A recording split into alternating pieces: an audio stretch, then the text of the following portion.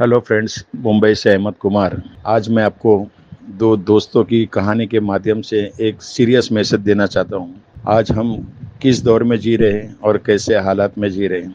ये कहानी जिसको समझ में आ गया ना तो समझो वो खिलाड़ी है, और ना समझे हुए वो अनाड़ी है। उसको चक्की पीसने के लिए छोड़ दो, धक्के खाने के लिए छोड़ दो, और उसको बोलने का तुम मीडियोकर बन के जिंदगी काट दो ट्रेन में और बस में धक्के खाते खाते। और जिसको समझ में आ गया ना उसकी लाइफ में पूरा कैटेगरी चेंज हो जाएगा। मैं अभी एक स्टोरी बता रहा हूँ, गौर से सुनो। दो दोस्त होते हैं, एक का नाम होता है पप्पू, एक का नाम होता है मुन्ना।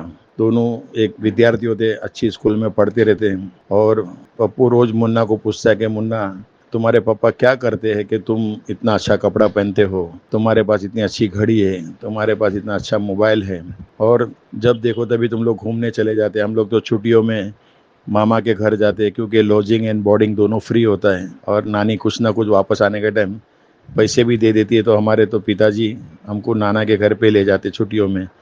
और मैं जब देखता हूँ स्कूल की छुट्टियों में, आप लोग इंडिया तो पूरा देख लिए और विदेश में भी हर वक्त जाते हो, ऐसा क्या करते तुम्हारे पिताजी? तो बोलता मैं बताऊंगा तुमको। उतने में फिर कुछ दिनों के बाद मुन्ना बोलता है कि पप्पू, अब मैं ये स्कूल छोड़ रहा हूँ, अब हम लोग दूसरी स्कूल में जाएंगे। तो बोला क्यों? तो बोला अभी हम लोग यहाँ से शिफ्ट हो रहे हैं, तो अभी स्कूल भी हमको हमारे इलाके की ढूंढना पड़ेगा। तो हमारी यहीं तक की सफ़र थी, और हम बाद में कभी मिलेंगे, अगर हमारा ऊपर वाले ने चाहा तो कहीं ना कहीं मुलाकात होगी। बेचारे दोनों दोस्त बहुत दुखी मन से अलग होते हैं। और कुछ दिनों के बाद जब वो उसका कॉलेज पूरा हो जाता है और जवान हो जाते हैं, बाद में एक दिन मुलाकात होती है, और ये बेचारा पप्पू भटकते रहता है और मुन्ना लग्जरी कार में जाता है। तो रास्ते में मुलाकात होती है, तो बोलता है यार ये मेरा बचपन का दोस्त ही लग रहा है। तो बोलता है अरे पप्पू है क्या तुम? तो बोला अरे मुन्ना तुम? हाँ। तो बोला हाँ। तो बोला यार ये गाड़ी किसकी है? बोला मेरी है। तो बोला कहाँ से आई? बोला अरे मेरे पिताजी जो कर रहे थे तुमको बताया तो था कि हम लोग कुछ अलग कर रहे हैं। तो बोला ठीक है। तो बोला तुम्हारे पिताजी को भी मालूम है जो मेरे पिताजी करते हो, तुम्हारे पिताजी को भी पता है? तो जाके बोलता ठीक है, चलो मेरे घर पे जाएंगे, चाय पियेंगे। तो ये बोलता नहीं फिर कभी, अभी मैं घाय में हूँ। तो बोलते तुम्हारे पिताजी ने ऐसा क्या महान काम किया था? पप्पू पूछता है। तो बोलता मेरे पिताजी ने नेटवर्क मार्केटिंग किया था। तो बोला मेरे पिताजी के पास भी तो आया था नेटवर्क मार्केटिंग। तो बोला तुम्हारे पिताजी ने शायद नहीं किया होगा, इसीलिए आज तुम्हारा ये हाल है। मेरे पिताजी ने किया था, उसने हाँ बोला था और किया था। और पिताजी टाइम हमको नहीं दे पा रहे थे, लेकिन हमको बोलते थे कि बेटा तुम्हारी ज़िंदगी ऐसी हो जाएगी कि लोग तुम्हारी प्रशंसा करेंगे और मिसालें देंगे। तो बाद में पप्पू बहुत आंख बबूला हो के घर पे जाता है और उसका पिताजी को बोलता है पिताजी, आपको पता है मेरा दोस्त मुन्ना आज कहाँ से कहाँ पहुँच गया, वो लोग की लाइफ स्टाइल क्या है, पूरी दुनिया घूम ली है, उनके घर में क्या क्या गाड़ी है, और आज उनकी लाइफ स्टाइल मैंने देखा। तो बोले कि ऐसा उसने क्या किया जो आपने नहीं कर पाए? तो बोला बेटे वो जेड पे के डिस्ट्रीब्यूटर है और वो लोग जेड पे कर रहे हैं और हमने नहीं किया। बोला कि आपके पास नहीं आया था? आया तो था। बोला कमल हसन भी लाए थे, आलमगीर साहब भी आए थे, अहमद कुमार भी आए थे, और लास्ट में मुरसलिन, मौलाना मुरसलिन भी आए थे। लेकिन मुझे क्या पता कि ये चलेगा, मैं तो सोचा कुछ दिनों के बाद बंद हो जाएगा।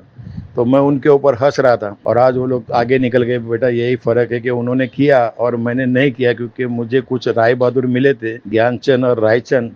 उन्होंने बोला ये नहीं चलेगा, तो मैंने उनकी बात मान ली। तो आज मेरा ये दशा है, और उसने करता रहा। तो आज उधर वहाँ पर है, हम यहाँ पर है, वो वहाँ पर है। तो पप्पू को इतना गुस्सा आता है, बोला पिताजी काश आपने सुन लिया होता तो आज मेरी ये हालत नहीं होती। आज मैं नौकरी के लिए दर दर भटक रहा हूँ, इतनी डिग्री होते हुए भी मेरी किस्मत बिगड़ी है, और काश आपने भी कर लिया होता तो आज मेरी ये हालत नहीं होती। आज मेरे को असफलता की कीमत कितनी भारी चुकाना पड़ रहा है। और जो मुन्ना मेरा दोस्त है, उसके पिताजी ने भरोसा किया था और काम करते गए, तो आज उनकी लाइफ स्टाइल में और हमारी लाइफ स्टाइल में ज़मीन आसमान का अंतर है। काश पिताजी आपने किया होता तो आज मुझे ये दिन देखना नहीं पड़ता। तो दोस्तों, स्टोरी के माध्यम से मैं ये समझाना चाहता हूँ कि जो लोग अभी नहीं समझ रहे ना, तो वो समझो पप्पू वाले हैं, और ऐसे रहने भी चाहिए।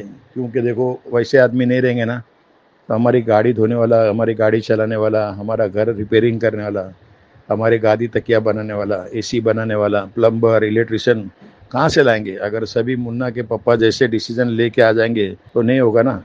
80-20 रेशियो है, 20% लोग ही आएंगे, और उसमें से भी कुछ लोग आएंगे जाएंगे रिवॉल्विंग गेट से। और जिसको दूरदृष्टि है ना, वो लास्ट तक टिकेंगे। और जिसको ये कहानी समझ में आ गई ना, तो समझ जाओ वो मुन्ना वाले हैं, और जिसको समझ में नहीं आए तो समझ जाओ पप्पू वाले हैं। ओके। मैं आपको यही एक ही बात में मैसेज दूंगा कि टिके रहना, नो से मत घबराना, और जो ना बोलता ना वो समझना वो उसका बेटा पप्पू बड़ा होकर उसको बोलेगा कि काश तुमने ये किया होता, लेकिन तब तक बहुत देर हो जाएगी। ओके, मुंबई से Ahmad Kumar, go diamond, thank you very much.